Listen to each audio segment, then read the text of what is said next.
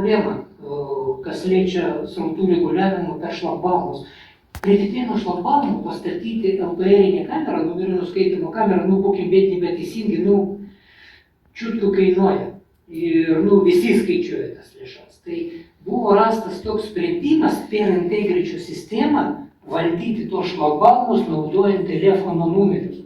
Yra tie sprendimai, jie pakankamai nebrangus, kur galima ten per telefoną atrakinti šlagbaumą, bet čia yra truputį kitas dalykas.